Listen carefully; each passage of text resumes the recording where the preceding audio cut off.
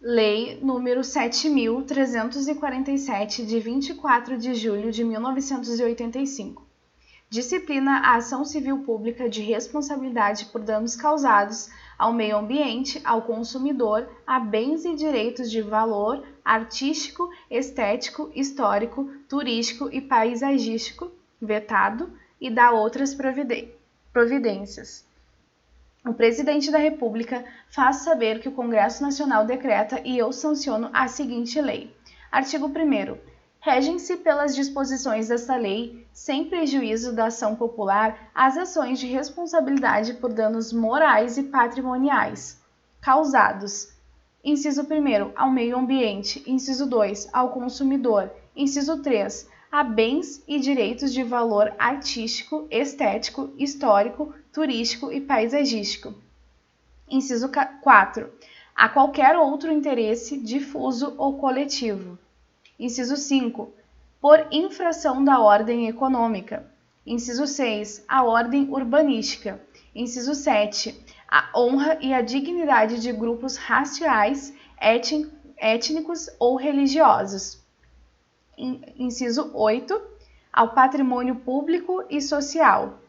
Parágrafo único. Não será cabível ação civil pública para veicular pretensões que envolvam tributos, contribuições previdenciárias, o Fundo de Garantia do Tempo de Serviço, FGTS ou outros fundos de natureza institucional, cujos beneficiários podem ser individualmente determinados. Artigo 2. As ações previstas nesta lei serão propostas no foro do local onde ocorrer o dano, cujo juízo terá competência funcional para processar e julgar a causa. Parágrafo único. A propositura da ação prevenirá a jurisdição do juízo para todas as ações posteriormente intentadas que possuam a mesma causa de pedir ou o mesmo objeto. Artigo 3. A ação civil poderá ter por objeto a condenação em dinheiro ou o cumprimento de obrigação de fazer ou não fazer. Artigo 4º. Poderá ser ajuizada ação cautelar para os fins desta lei, objetivando, inclusive, evitar dano ao patrimônio público e social, ao meio ambiente, ao consumidor, à honra e à dignidade de grupos raciais, étnicos ou religiosos, à ordem urbanística ou aos bens e direitos de valor artístico, estético, histórico, turístico e paisagístico. Artigo 5. Tem legitimidade para propor a ação principal e a ação cautelar. Inciso 1º, o Ministério Público. Inciso 2, a Defensoria. Inciso 3, a União, os Estados, o Distrito Federal e os municípios. Inciso 4, a autarquia, empresa pública, fundação ou sociedade de economia mista. Inciso 5, a associação que concomitantemente, a linha A, esteja constituída há pelo menos 1 ano nos termos da lei civil. A linha B, inclua entre suas finalidades institucionais a proteção ao patrimônio público e social, ao meio ambiente, ao consumidor, à ordem econômica, à livre concorrência, aos direitos de grupos raciais, étnicos ou religiosos, ou ao patrimônio artístico, estético, histórico, turístico e paisagístico. Parágrafo 1º. O Ministério Público, se não intervier no processo como parte, atuará obrigatoriamente como fiscal da lei. Parágrafo 2º. Fica facultado ao Poder Público e outras associações legitimadas nos termos deste artigo habilitar-se como litisconsortes de qualquer das partes. Parágrafo 3º. Em caso de desistência infundada ou abandono da ação por associação legitimada, o Ministério Público ou outro legitimado assumirá a titularidade ativa. Parágrafo 4º.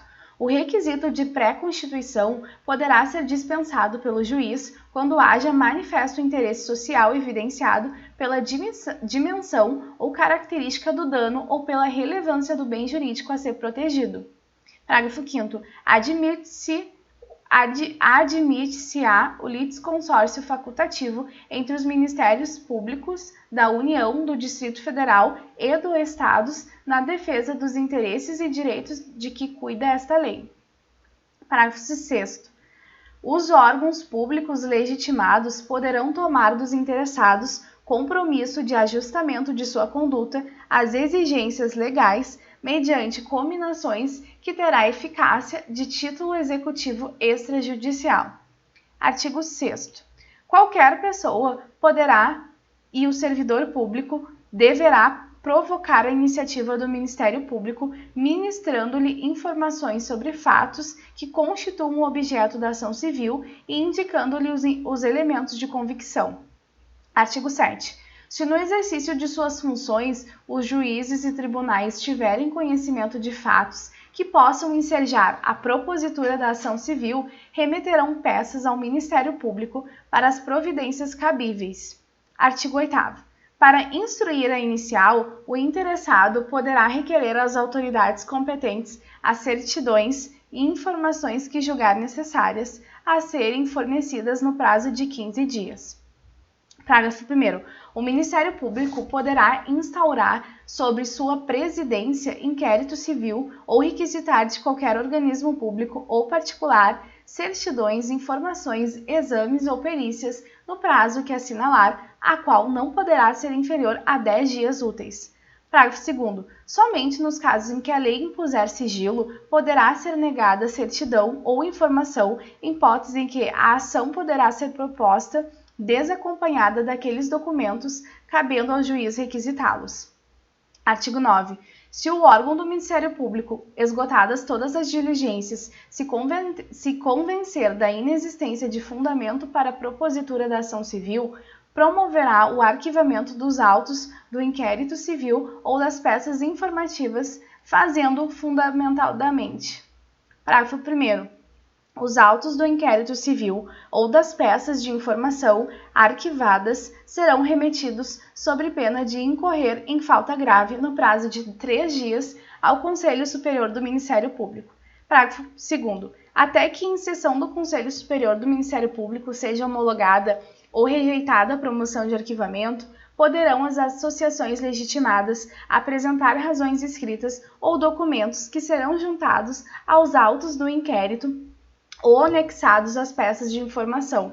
Parágrafo 3º. A promoção de arquivamento será submetida a exame e deliberação do Conselho Superior do Ministério Público, conforme dispuser o seu regimento. Parágrafo 4º. Deixando o Conselho Superior de homologar a promoção de arquivamento, designará, desde logo, outro órgão do Ministério Público para o ajuizamento da ação. Artigo 10. Constitui crime punível com pena de reclusão de 1 a 3 anos, mais multa de 10 a 1.000 obrigações reajustáveis do Tesouro Nacional, o RTN, a recusa, o retardamento ou a omissão de dados técnicos indispensáveis à propositura da ação civil, quando requisitados pelo Ministério Público. Artigo 11.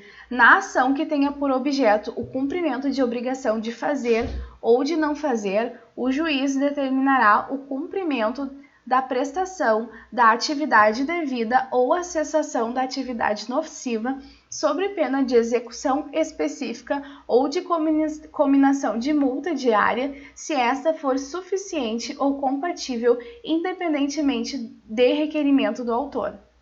Artigo 12. Poderá o juiz conceder mandado limitar com ou sem justificação prévia em decisão sujeita a agravo.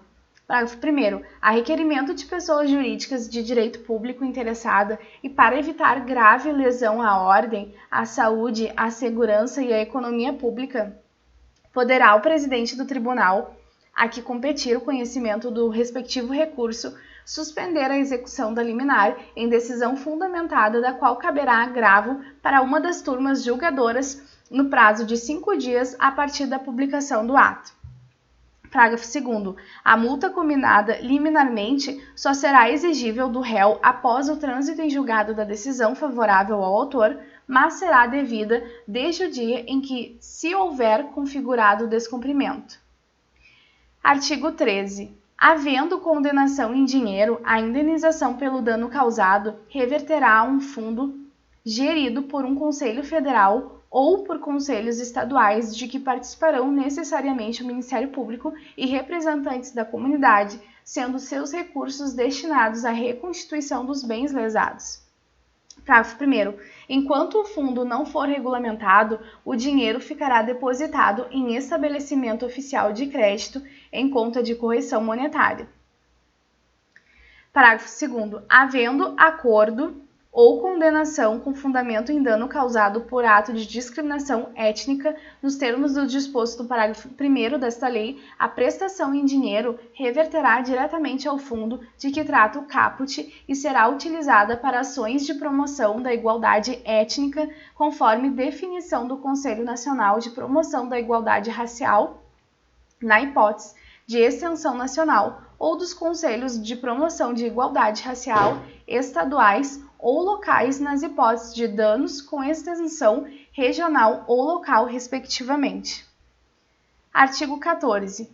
O juiz poderá conferir efeito suspensivo aos recursos para evitar dano irreparável à parte. Artigo 15. Decorridos 60 dias do trânsito em julgado da sentença condenatória, sem que a associação autora lhe promova a execução, deverá fazê-lo o Ministério Público, facultada igual iniciativa aos demais legitimados. Artigo 16. A sentença civil fará coisa julgada erga omnes, nos limites da competência territorial do órgão prolator, exceto se o pedido for julgado improcedente por insuficiência de provas, hipótese em que qualquer legitimado poderá intentar outra ação com idêntico fundamento, valendo-se de nova prova. Artigo 17.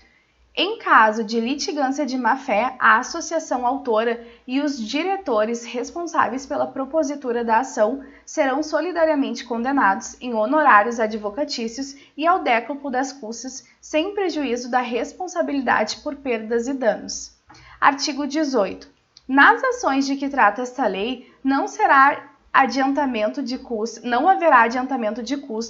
emolumentos, honorários periciais e quaisquer outras despesas, nem condenação da associação autora, salvo comprovada má-fé, em honorários de advogado, custas e despesas processuais.